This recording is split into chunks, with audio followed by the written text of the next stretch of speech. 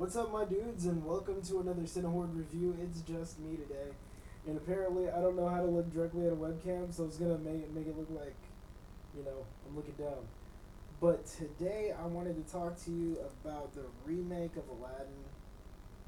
It stars Naomi Scott, who you might recognize from Power Rangers, Will Smith from frickin' everything, Mina Masood, who I don't know very well yet, but I actually like him, so I'm gonna try to learn some more.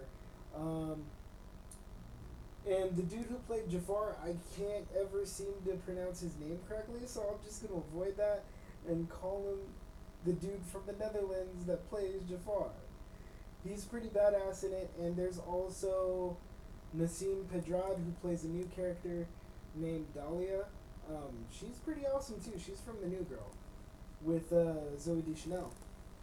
Um, so we all know this story, right? Aladdin is a poor dude who has no money and is an orphan, wants some love. Jafar, masquerading as an old man, convinces him to get the lamp. Jafar doesn't get the lamp, Aladdin does, and he becomes a prince and he goes through some stuff. And he finally ends up with the princess because the law changes and she can marry whoever she wants. So if you haven't seen like a more than 15-year-old movie by now, get on it, because it's the same basic story. And that's not really what I want to talk about. I want to talk about the differences that make this distinct from the previous thing, because they could have just done a straight shot-by-shot remake and no reworking of the characters, and people still would have paid money to go see it. But that's not exactly what happened here. It's a lot of what happens, but if it ain't broke, why don't fix it. There are some really cool things that happen in this film that I want to talk about really quickly. Let's see. Mina Masood plays an awesome Aladdin.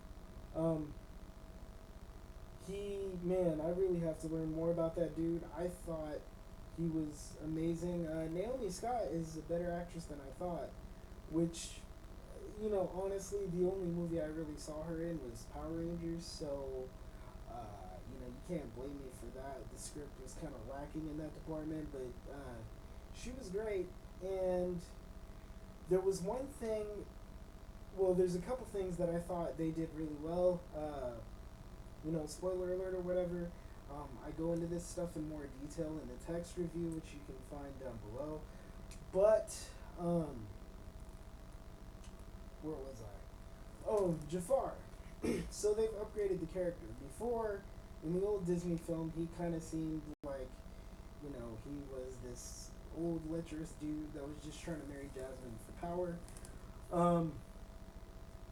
Jafar is still power hungry and slightly lecherous, but he's younger. So it changes the dynamic between him and Jasmine. There's kind of this dark, twisted sexual chemistry in Jafar's mind between the two of them, and he seems to want her as a possession, like to the max. Another thing they did with the character was they gave him a backstory, making him extremely similar to Aladdin, with different moral leanings. So he was a very adept pickpocket, and he actually shows this in one of the opening scenes of the film, right before Aladdin is set to enter the Cave of Wonders. Jafar steals something out of his pocket and is like, "Wait, how'd you do that?" And he was like, "I'm not so different from you. I clawed my way up from the streets. I manipulated my way to where I am now, but it's still not enough. Don't you want more?" And, there's this kind of kinship with Aladdin, this kind of negative kinship, because they are very different people, but I thought that it was a really cool parallel, and you see that being called back again near the end of the film, which actually leads to the climactic final battle, which is completely different. And I don't want to spoil that for you. There's a new song in here called Speechless, and it's performed by Naomi Scott. And it's incredible, dudes. It's really amazing.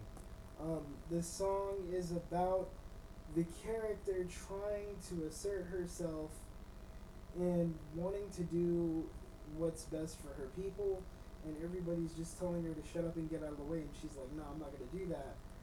I'm more badass than that. And Naomi Scott was friggin' incredible. She could very easily do Broadway if she hasn't already. I haven't really looked that much into her, but it literally left me speechless, and I had goosebumps. So there's that. The costumes were amazing. The prince that Jasmine was set to marry, I did not say this in my text review, and I should have. But he's supposed to come from somewhere far colder and somewhere in Europe. So you have this white dude wearing furs, and he's kind of ditzy, and he's like, yeah, I just I want to get married, and we're gonna make beautiful babies and all this, and it was great. It made the movie feel more international. Jasmine's wardrobe was a perfect reflection of her mixed South Asian and Arabian heritage. It's the whole movie was just kind of like they plucked what I thought Aladdin would look like if it were real right out of my brain and just put it on screen. So that was very cool. Another change to the music, dude. If you guys knew A Whole New World before, like they kind of reworked the harmonies, which was messing with my head when I was trying to sing the songs in the theater. So there's that. But they were all great. Alan Menken returns as the composer for the score, and he knocks it out of the park. I mean, you kind of have to make these songs more live action friendly because they're kind of difficult to do at the same level of grandeur, which was evident when I saw the Broadway production of Aladdin not too long ago. I think like last week. So those are all things I liked. The only real gripe I honestly had, and it was only a teeny tiny one, was Will Smith's genie. And that being said, it's not his fault at all. I feel like the writers used itty bitty living space a little too often in the script, and it got a little annoying, and it made me long for the days of Robin Williams' wonderful ad-libs. I mean, if you liked Aladdin and you want to see it again, go see it. If you have kids, take them to see it. If you hate Disney because you feel like this is a cash grab, I do kind of want to address that on a personal note, because that's kind of what the industry created, right? Like, A Star is Born was made 3 times over. As far as I'm aware, this is only the second adaptation of Aladdin, and it was a complete reworking that only shares minor elements with its source material. And directors like John Ford, as critically acclaimed as they were, a lot of their best material was derived from books. So I just want to put that out there. Also, if you're not sure you're going to like a movie and you want to enjoy yourself, take somebody who loves this stuff. Learn to watch it through their eyes and see the movie in a different way. That's all I have for today. Hopefully this wasn't too long. If you like this video, do the like, comment, subscribe thing. I'm going to include some links to this dude's interpretation where he kind of does a compare and contrast of the original Tale from 1001 Arabian Nights versus the Disney retelling. That should be cool.